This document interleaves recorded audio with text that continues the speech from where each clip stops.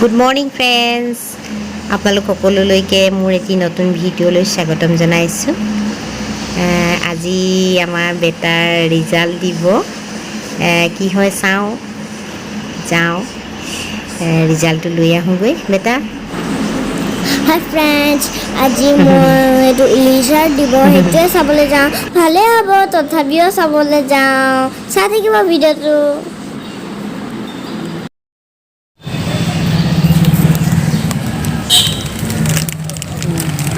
আজি মোৰ ৰিজাল্ট আহিলে আৰু ভাল হৈছে। ঘৰত গৈ পিনি আৰু অকণমান ভালকৈ চাওঁ আৰু চাই থাকিব ভিডিঅ'টো।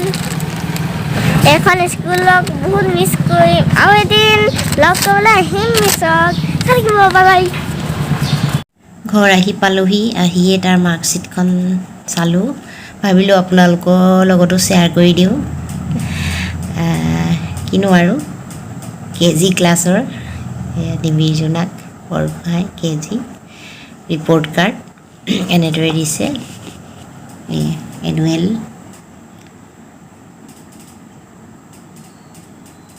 100 মাৰ্কছৰ আছিলে প্ৰতিটো ছাবজেক্টৰে। ঠিকে আছিলে। ছ'চিয়েল ষ্টাডিজ 97 পালে। সিহঁতৰ কি হয়, প্ৰতিটো ৱৰ্ডে চেক কৰে যে, ইয়াত কিবা এটা ৱৰ্ড লিখোঁতে তাৰ ভুল হ'ল, সেইকাৰণে 97। বাকীখিনি ঠিকেই আছিলে।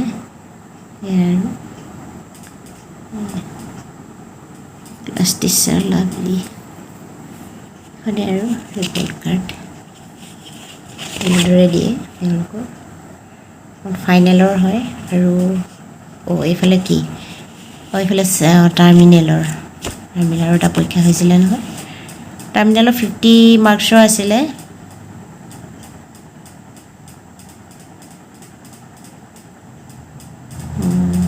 ঠিকে আছিলে আৰু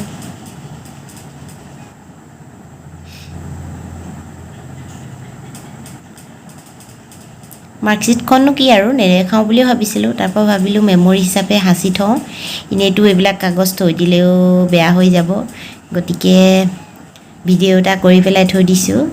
তাৰ পিছত মেমৰি হিচাপে চাব পাৰিব, নহয় জানো? আপোনালোকে আশীৰ্বাদ কৰিব বেটাক। বেটা, এই বেটা নাই ওচৰত। সকলোৱে আশীৰ্বাদ কৰিব পঢ়া শুনাৰ লগতে যাতে সি এজন ভাল মানুহ হয়, সুনাগৰিক হয়।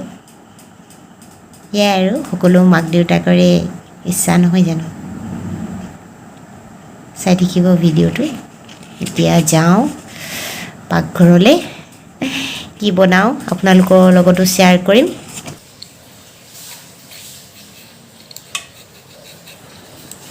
এয়া মই জিকা তৰকাৰী বনাবলৈ জিকাৰ বাকলি গুচাই আছোঁ।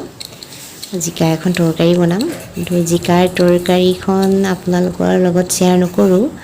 মই কিন্তু তাৰ বাকলিৰ পৰা বনোৱা এটা চাটনি আপোনালোকৰ লগত শ্বেয়াৰ কৰিম বুলি ভাবিছোঁ। মই জিকাৰ বাকলিখিনি অকণমান ডাঠকৈ গুচাই লৈছোঁ। জিকাটো গুচালে বাকলিখিনিয়ে বেছি হয়, নহয় জানো? আপোনালোকেও জিকাৰ বাকলিৰ চাটনি বনাই খায়নে? মই এনেদৰে খাওঁ। এয়া মই এতিয়া কেনেদৰে বনাম আপোনালোকে চাই থাকিব।